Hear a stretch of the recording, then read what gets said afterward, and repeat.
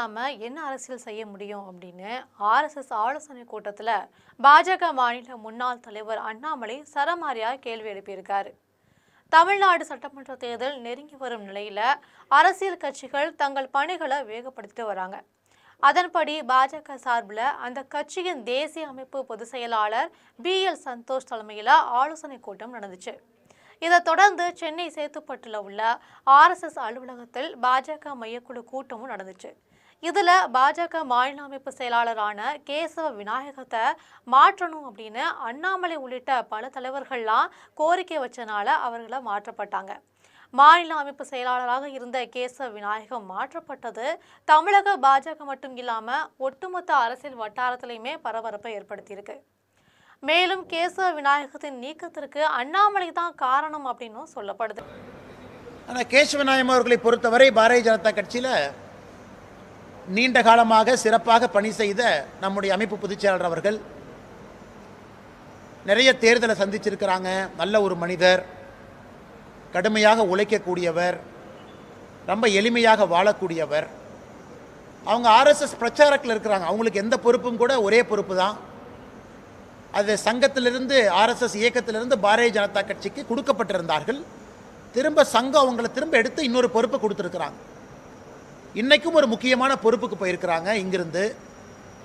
இன்றைக்கி இதே பார்த்தீங்கன்னா கேரளாவில் அமைப்பு பொதுச்செயலாளர் இல்லை, கர்நாடகாவில் அமைப்பு பொதுச்செயலாளர் இல்லை, இன்றைக்கி தமிழ்நாட்டில் அமைப்பு பொதுச்செயலாளர் இல்லை, புதுச்சேரி மாநிலத்தில் அமைப்பு பொதுச்செயலாளர் இல்லை. அதுவும் புதிதில்லை. அதனால் பத்திரிகை நண்பர்கள் நிறைய டிபேட்லாம் நடத்துகிறீங்க. இந்த கேரளா, கர்நாடகா, தமிழ்நாடு, புதுச்சேரி 4 மாநிலத்திலும் கூட அமைப்பு பொதுச்செயலாளர் இல்லை. அந்த பொறுப்பு காலியாக இருக்குது. ஏன்னா சங்கத்துக்கு அந்த பிரச்சாரக்கு அவங்க திரும்ப போன பிறகு அதற்கு என்ன சங்கத்திலிருந்து இன்னும் புதியவங்க கொடுக்கல. காரணம் இந்த ஆண்டும் கூட சங்கத்துக்கும் திறமையானவங்க தேவைப்படுறாங்க. அது சங்கம் தான் உங்கள்கிட்ட சொல்லணும். ஏன்னா 100 ஆண்டு காலம் விழா நடக்குது இந்தியா முழுவதுமே, நிறைய வேலைகள் இருக்குது. அதனால் கேசவநாயகம்ஜி அவர்கள் இன்று காலையில் கமலாலயத்தில் சந்தித்து விட்டு வந்தோம்.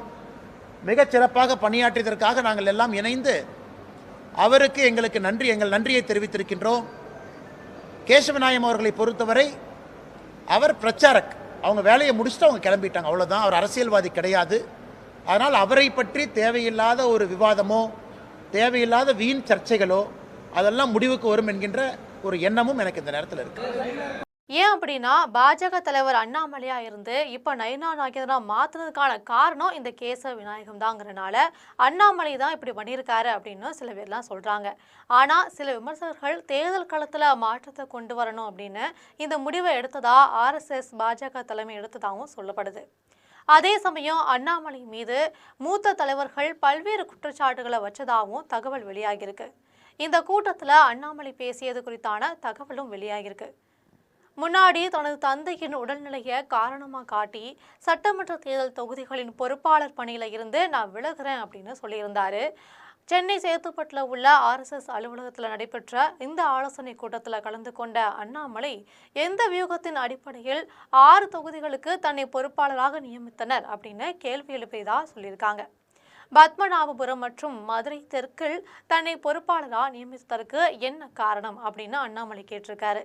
வியூகத்தை விலக்கி சொன்னா நான் ஒரு தொகுதியில கூட பொறுப்பாளராக நான் பணியாற்ற தயார் அப்படின்னு அண்ணாமலை பேசி, மேலும் தேர்தலுக்கு 1 மாசத்துக்கு முன்னாடி தொகுதியை சொன்னா எப்படி வெற்றி பெற முடியும், வியூகமே இல்லாம என்ன அரசியல் செய்ய முடியும் அப்படின்னு சரமாரியா அண்ணாமலை சில பட்டியலா புகார் தெரிவிச்சிருக்காரு.